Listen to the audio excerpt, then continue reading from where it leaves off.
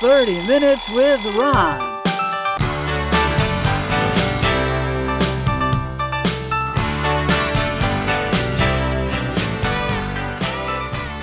Welcome to another edition of 30 Minutes with Ron. I'm Ron Gagliardi, the host of the show, and tonight we're doing something a little different.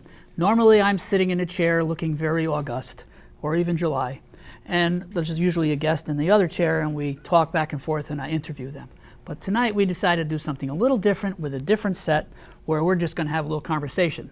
Now I'm going to introduce you to my guest in a little bit. He's going to sit over here quietly for just a moment while I say something that has something to do with tonight's show. I have a little bit of ESP. That stands for extrasensory perception. And occasionally it works and occasionally it doesn't work. Like people say, well, can't you do the letters for the numbers for lottery? And it doesn't work for lottery. Anyway, I wanted to share some of these episodes because it has something to do with our guest, or my guest. I guess I'm not plural tonight. Anyway, there was a time when our daughter, who was I think 10 months old at the time, was looking very thin, and we didn't know why. And so the doctors were very concerned, and we went to the doctor's office and they did tests, and they said it'll take a couple days for the tests to come back. Now my wife, the famous Mrs. G from Cheshire High School, really doesn't believe that I have ESP. And so on the way to the doctor's office to get the results of the test, she said, well, what does your ESP say? Now sometimes I get words and sometimes I get pictures. And this time they were words. And the words were, Gina has an inability to metabolize amino acids, which is pretty specific, not normally the language I would use in an everyday conversation. So we get into the doctor's office and we sit down, and he said, well, Mr. and Mrs. Gagliardi, Gina has an inability to metabolize amino acids, the exact words that I had used on the way there. And my wife told me later that she almost fell out of the chair. We found out what she had, and she was fine, and she's grown up now, and she probably won't watch this show. Another episode that I had was very serious to me. When the Columbine shooting occurred, I was really affected by it, and I wanted to find out more. And there's an ESP method of what's called astral projection. I might have done that. I don't know if what got me the information was that, but at any rate, I came into the information that the two people who had been doing these nasty things at the high school had put spring-loaded bombs behind books in the school library, so that even 6 months later, if someone pulled the book out, there would be an explosion. So it was so vivid, I decided, well, I'll risk it and I'll call the police department. So I called the police department in Colorado that had the jurisdiction over the high school, and a woman got on the phone, and I explained that my name is Ron Gagliardi. I know this is going to sound pretty strange, but it was so vivid I had to share it just in case. And I explained to her about the spring-loaded bombs, and she said, well, Mr. Gagliardi, we did not reveal that to the public. We didn't put it on the air, but you are correct. There were spring-loaded bombs in the library. We discovered them and we removed them, so there is no probable problem with that particular problem that they had, or they would have had. So ESP is an interesting thing. It doesn't always work for me, but there was a situation that happened a couple months ago where Mrs. G and myself were at home watching television, and we were watching a favorite show of ours called Madam Secretary. And there was a crowd scene on the TV, and I looked and I said, Diane, that looks just like one of the kids from Cheshire High School. And she looked and she said, that is one of the kids from Cheshire High School. And neither of us knew this kid. I subbed there and she worked there. And I said, something tells me that I have to get to know him. And so I somehow came in possession of his name, and we set up a meeting at the Cheshire High School Library, the Robert Mishler Cheshire High School Library. He was a former principal, and no one ever says that, but I do. And so I got to meet this kid, and his name is Connor Ford. And by coincidence, he happens to be sitting right next to me over here. Connor Ford, welcome. Good to be back. It's good to be back. Yes, we had a show with Connor Ford, I don't know, about a year ago? A year ago, probably. And yeah. Those of you who keep track of these shows, you may have seen some of what you're going to see tonight, because we're going to talk about some of that same stuff. So, Connor Ford, how did this all meet your expectations? What were you thinking about when this guy called and said, hey, I got to meet with this Connor Ford guy?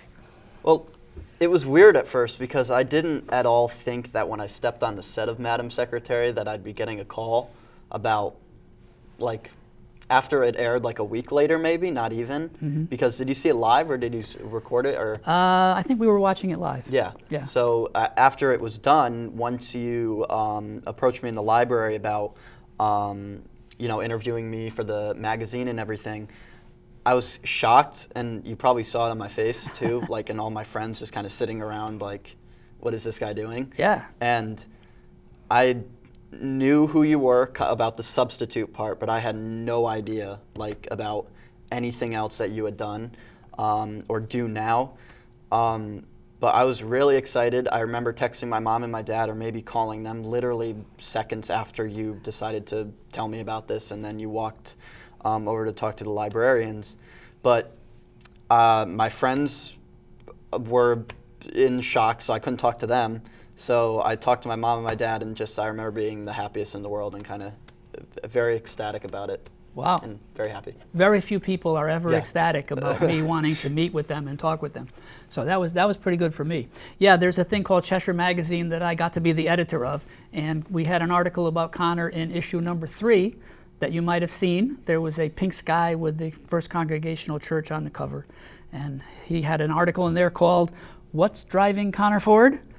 I should know this. I wrote the article, and I made up the title. Yeah, I should know this. So we got talking, and it turns out that I found out that he would like to be an actor, and probably a singer, and maybe a film producer.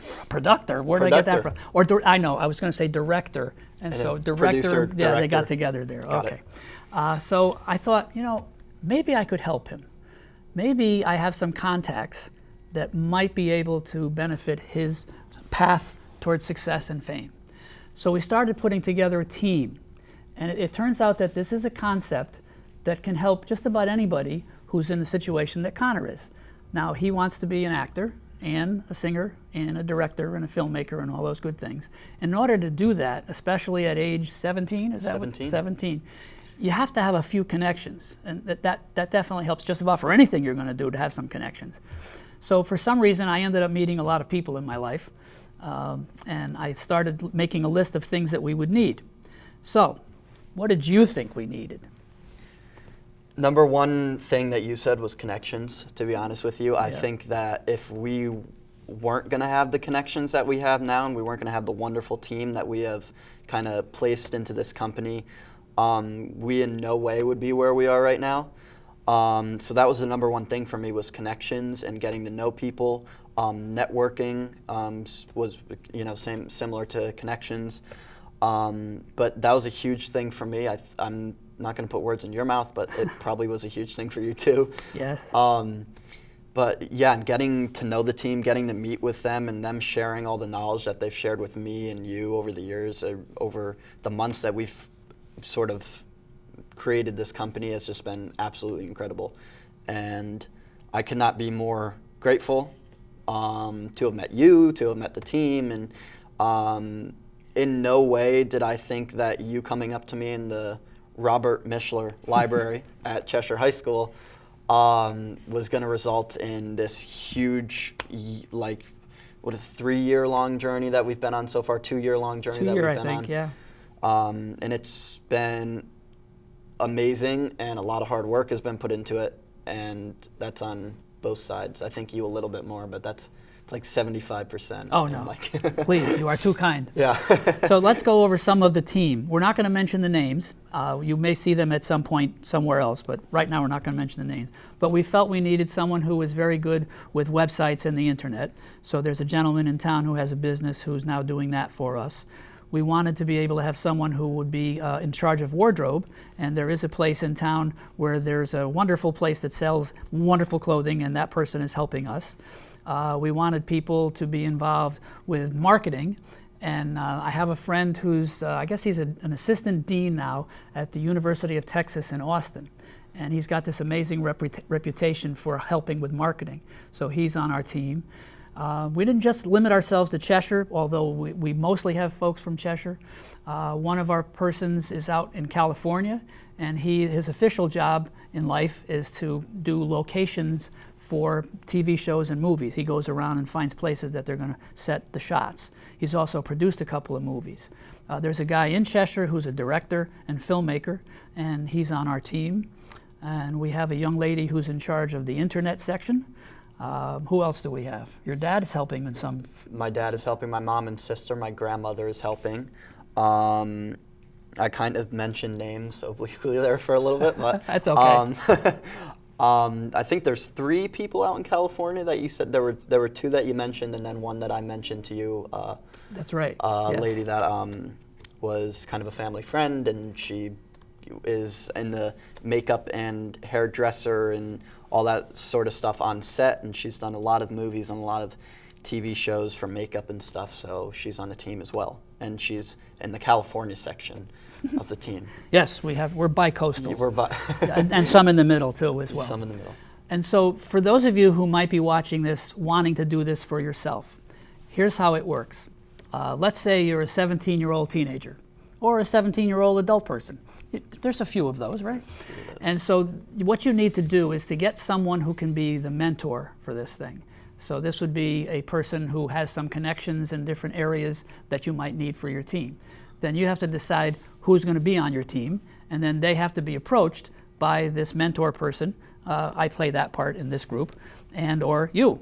And so you'll get some yeses, and you'll probably get some maybes, and you'll probably get some outright no's. But eventually you will have your team together. Then you will decide what your goals and your mission statement is, and then you will decide, well, what am I going to be? Am I going to be just an actor? Am I going to be someone who's a singer as well? Am I going to be someone who wants to have a film production group? You have to decide what that's going to be. Now, we have a slogan, I guess you'd call it. There was a book a while back called It Takes a Village. And I thought that was a very interesting title that we might be able to amend a little, and we would change it to something else. And our slogan is? It takes a Shire. We are Cheshire, and people call us the Shire sometimes. So we thought with the Hobbit stuff, I think that was a pretty good slogan. So here we are. We got this team, and we've been doing some things in preparation for a film. And so we have what we called it a mockumentary. A mockumentary. Yes, this is a film that's going to be aired in a film contest, film festival that's being aired here and at Cox Communications. Let me see if I get it right. If you go online and go to patv15.com. Yes. Oh boy, I got it right. I knew the title of this film festival a few hours ago, but it's already left. So we'll just keep it at that title for the website. Okay, so we're going to do this mockumentary. It turns out it's going to be about anti-bullying. And guess who's going to star in it? Not me. I have no idea who. Yeah, I think you know who. I don't know. Yeah, I think his name is Connor.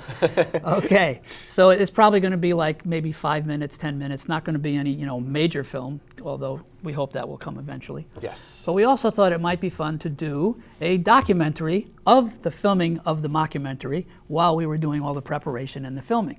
So it's actually going to be 2 films. If we're lucky, we might have a famous singer in this anti-bullying show. I don't know if I should mention his name. We'll probably get in trouble if I do. I think we should keep it Yes, we'll keep sealed for now. Don't tell anybody. Sorry. But I have a cousin who worked for a very famous singer and musicians, a couple of different ones. And I sent some information to his website, which he has duly ignored. However, I'm going to call him up and give him the concept that we have and how the person that he is a music director for, and see if he can get a little bit of cooperation for this film. And you will get to see it, no matter who it is, sometime, could be toward the end of this year, or it could be next year. I'm not sure when the film festival has its required ending. But you will get to see it if you would like to. And it'll be on cable television, and we might air a little bit of it on 30 Minutes with Ron. So, back to you. Back to me. Yes. So, you've been an actor. Yes. You are an actor, Yep. But you've been on television. Yes. Tell us what you've done on television. So I was on Madam Secretary. I was on Blue Bloods. Something that wasn't exactly on television, but it was sort of in the beginning stages of the development, was America's Got Talent, when I went on as a singer. That was probably, in terms of singing competitions, the closest I've gotten.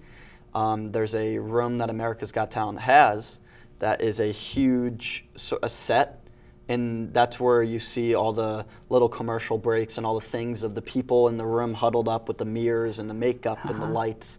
That's where all that is filmed. I know my father and I had a little experience where the director came over, producers, all the cameras, and they wanted us to do a scene where we had people dressed up in ninja costumes. And I know that sounds crazy, but it's true. There were people dressed up in ninja costumes with swords, and they wanted us to almost part like the Red Sea and them to go through and walk through us, and they were going to have a cool thing on TV. But the people that were in the parting, the two lines, didn't exactly get the concept. So one would go this way, so you'd see a head like this, and then some would go this way instead of this way, so it was just a mess. So they didn't end up using that, but actual TV stuff, Madam Secretary and Blue Bloods are the top two. Madam Secretary, both I was an extra. We were there for, it was a long day shoot. Of course. For both shows. And it was, we got there for Madam Secretary, we got there at 6 a.m. in the morning.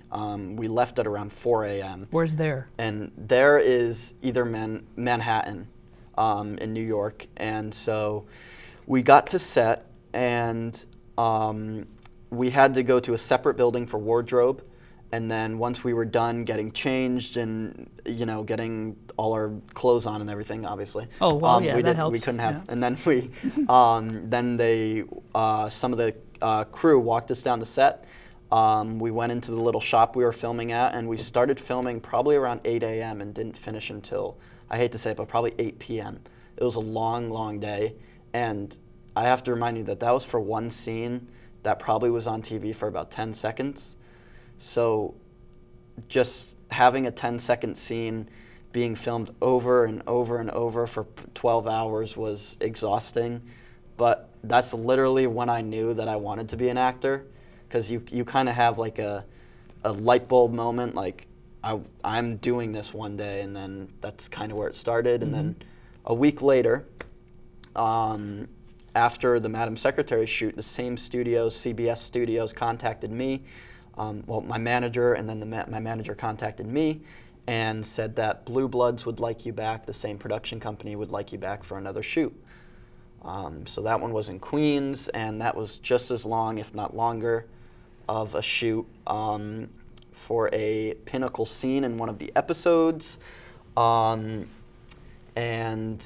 what I didn't know, which I think I could reveal this now since the episode is out, and it's been out since like November of 2017, 2018, was Donnie Wahlberg was on set, and I guess I was the only one that didn't know. Literally everybody around me, all the extras knew, some guy that I made friends with knew. So everybody on set knew that Donnie Wahlberg was going to come cruising in with his crew and everybody except me. So when he cruised in, he came in like a Charger, because on that show he's like a detective cop. And he came in, and I remember turning around, and I just completely went blank. I was floored. I didn't really know what to do. So that was just one of my cool little stories of how I sort of met or saw Donnie Wahlberg. Yes. Yeah, I didn't meet him. So that's in your acting career. That is in my acting career. Okay. Now, in your singing career, I know that you were in a talent show at Cheshire High School. Yes, three. Three of them? 3 of them. Okay, so I think I only saw the second one. Yes. That's the one that you won. Yes. Yes. And he sang a song, which was? If You're Reading This by Tim McGraw, and I almost forgot the title. Okay, now here's what I'd like you to do. Okay. I did not prepare him for this. I think I know what's coming. Could you sing one note from the song? One note? One note, yes. So just one word? One word, Unless one you note. want me to, okay. Pick one, whatever one you like. Okay. Got to think of this now. I wasn't prepared for this. If you're reading this. Wait, that's more than one note. If. Cool, I liked your if. Thank you. That's very iffy. Thank you very much. Yes. Okay, so now, we went over the Fora Pro deal. Yes. Oh, we didn't say the name, did we? We did not. Oh, well, you know now. Fora Pro. Fora Pro. Fora Pro yes. is the name. Okay, now what does Fora Pro stand for? Ford Allied Professionals. Very impressive. Thank you. Yes, I've got it all up here. We're working on business cards and all that stuff. All the website, all kinds of stuff. Yes. Well, we have the business cards. We do have the business. We That's have right, the business yes. cards. I've got a box of them. We may go to the extreme business cards with Yes. the pop-ups and Yes, stuff. there's a creative idea that I won't reveal on camera that Mr. Gagliardi came to me to during a meeting, and it's a very cool idea for a business card. We have lots of meetings. By the way, if you do this on your own, this takes a Shire thing. You'll probably have to have lots of meetings. It's a good idea to take notes. Connor and I both take notes, then we usually forget to bring them to the next meeting. So that would be a piece of advice. If you take notes, bring them to the next meeting so you know what you're talking about. Yeah, I would agree with that. What advice would you have? My advice is, well, would you like during meetings, before meetings, after? Whatever works for you. So before meetings, I actually prepare right when we schedule the meeting. So right when we schedule the meeting, I go to work, whether it's researching for whatever we're talking about, whether we're talking about the 2 films that we're doing, or the company in general, or a specific thing about Fora Pro. I do countless hours of research, and I print out stuff and I stick it in a binder. Business advice, marketing strategies, stuff like that, and then I get it all together. I take notes on that, and I basically prepare for the meeting, and then during the meeting, I have the notes that I took, and I have questions for him. He mainly is the one that asks questions, but I have some questions, and take notes during the meeting. Like he said, bring them to the next one, because you could be continuing that meeting or whatever, depends on the timetable. But meetings are an extremely important thing, and I can't stress them enough. Very good. Now, I believe we have a website. We do. It is under construction. So if anyone were to type in the URL, it would say under construction.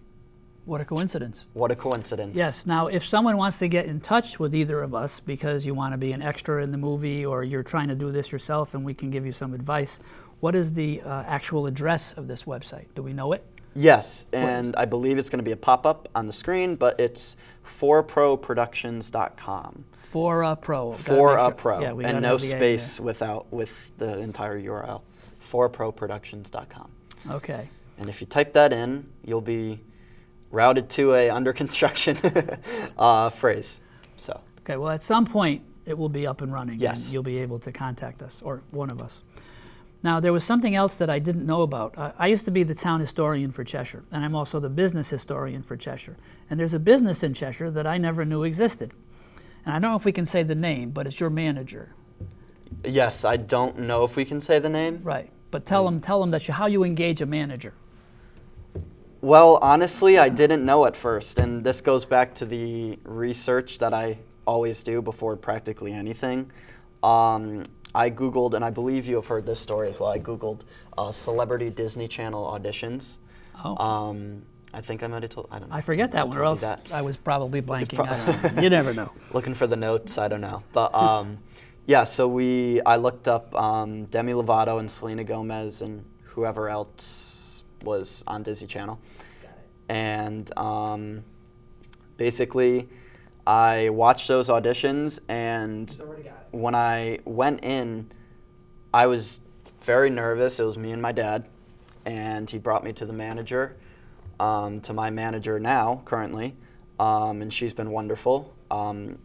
So we went into the office. I was very nervous. Of course, she had me do a read, a cold read, which for some people that don't know, a cold read is basically you get the script right then and there, read it over about once, twice, and then you do it from memory.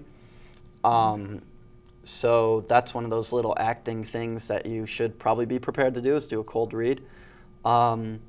So I did that, and I pretended it was a script about fighting over video games or video console or something, and I pretended my manager was my sister that took my video game console, and apparently it worked, because then right there she pulled my dad in for the talk about me getting signed and the contractual agreements and all that. And that day I was signed, and I ran out of there, went back to school, and was about as happy as you could possibly get. Yes. Now, this company, when you're 18, you can no longer be part of it. Correct. Yeah. So since I can't say the name, it has something to do with kids. So basically, once I reach the age of 18, I'm not a kid anymore, so I would have to transfer to an adult agency, which I don't really feel because I'm kind of nervous because they're probably going to have me do another cold read, another audition, and so hopefully I'll be fine, but you never know. Got to learn to manage the nerves. Yes, and my manager has been very good to me. Yes. In the company, so. Yeah. Now, there was one episode that I remember that you went to Boston for an audition and then something with Disney and an offer and something that was strange. Yes, so it was actually a company that worked with Disney, and at the time I knew that, but I also didn't know that it would cost thousands of dollars to get your place in Disney, which I was willing to pay, but that's also when I realized I didn't have the money to pay it. If I did, I probably would have, and my parents probably would have called me crazy. But anyways, so my aunt heard about a Disney Channel audition on the radio, and it was sort of a spur-of-the-moment thing. She called me up right when she heard it, said, hey, go to this web address, call this number, text this number, whatever. And basically, she told me to put in my name, say I'll be there. They thankfully accepted me. And then I went there, and when I got up, it was my aunt and everyone, because my aunt and uncle lives in Massachusetts. So we went to a hotel, and Disney producers were there, and the company that works with them were there as well. And I did a cold read again, and then it was a Coca-Cola commercial, because there are certain age groups set aside, certain scripts set aside. I did a cold read about a Coca-Cola commercial. The guy said, that's great, we will text you with the information, call you whatever later tonight. They called me, and I was like blown away when they said that I was good enough to be on Disney. Yeah. And that was an amazing thing for me, but also with that phone call, they said, thank you, now transfer the money. All right. Well, that certainly sounds like a fun thing to have happen to you. My connection with Disney is I just went to Disney World, and I also talk like a Mickey Mouse, but that's about it. So, ladies and gentlemen, I thank you for tuning in. Our half hour is up. Hopefully you get to see this and learn some stuff from it. And thank you for being with us, and thank you for being with me. Thank you for being with me. All right. Lots of thanks there. Happy day.